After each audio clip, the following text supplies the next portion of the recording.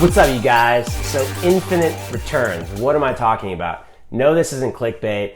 I'm gonna break down exactly what it is I'm talking about, how this would work, and how you can actually do this in real estate. So let's get into it. So first, what is return? Let's break down some of these definitions. So return, aka ROI, aka return on investment, aka yield, aka cash on cash yield, aka you get the point. So all I'm really talking about here is net money that you get back relative to your money invested. That is ROI, that is return on your investment, and that's what we're talking about. So for example, you invest $1,000, you get back $1,100. Your net on that is $100 relative to the $1,000 that you invested. In this example, that's 10% return, and that's what we're talking about. So then how does that become infinite? Well, for you math nerds out there, technically it's undefined, but infinite sounds better. But what we're talking about here is when you essentially technically have nothing invested and you're still getting return. So in my example, if I was able to pull my $1,000 back out and I still was getting on a recurring basis $100, that essentially is infinite. 100 divided by 0. So how would this work in real estate? Well, let's talk through a couple of examples, and I'll actually break down an example that I missed out on where I should have bought this deal and it's now worth way more. This would have turned into a great deal for me, but I missed out. So let's say you buy a property well below market. In this example, we'll say the property is $100,000. And the reason you were able to buy it below market is because you happen to know the neighbor. In my case, I knew the neighbor. I had an opportunity to buy the place next door to one of my current investments for, at the time, it was probably just under market. It was off market. He wasn't planning on listing it anywhere, and I could have gotten a great deal. So originally that place was $180,000. Today it's probably worth about $300,000. So I learned my lesson, let's say. But this is the relative example we're gonna be using. So $100,000, we'll say, just for easy math, okay? Let's say the actual maybe true market value for this example is $125,000. Now, generally speaking, when you're buying maybe a single family home, you're putting down 20%. So in this example, $20,000 to buy a $100,000 property, okay? So let's say this place rents out for roughly $1,000 a month.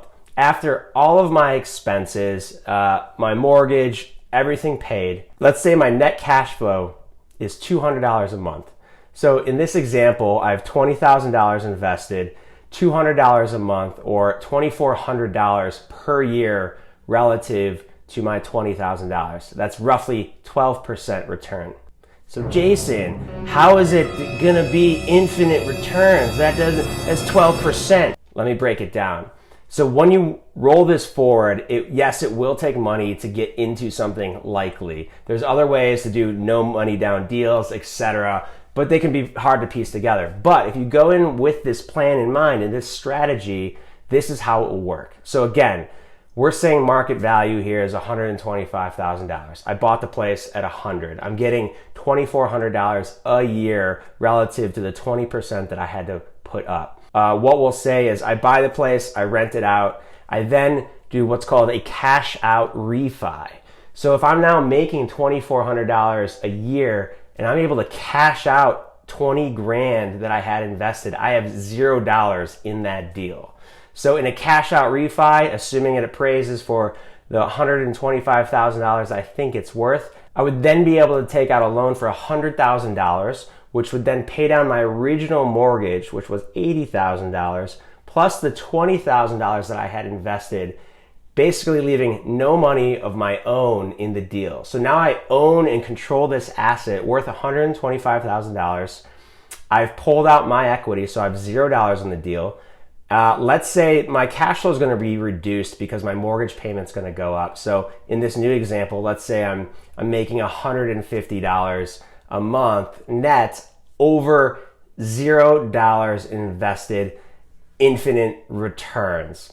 Again, undefined, but you get the point. So this is how it works when you're able to use things like leverage and debt to get into a deal. You're then able to control the asset. You're then able to extract value or equity, and there's a number of ways to do this, and then you're able to then refi it at this higher valuation, and then take out all your money, and then you go take that money and you do it again, and you do it again, and you do it again. And this is how you drive increasing wealth over time. Now, of course, maybe you don't get that valuation and you end up with a couple $1,000s still in the deal. That is still inordinate returns relative to the money that you have invested. And that's how the wealthy make money. They use leverage and debt intelligently. They are able to minimize the money they have invested themselves, and they're able to drive cash flows or returns that will continue to pay them over time. And that's infinite returns. If you want to learn more about real estate investing, check out other videos I've done, such as book reviews on Millionaire Real Estate Investor. I'll also provide a link to some of the other resources that you can check out around real estate and other things that I've learned in the business. These are the same strategies I continue to apply in my life to grow my portfolio and drive my own personal wealth. And hopefully you can take something away from this today and apply it in your life. Till next time.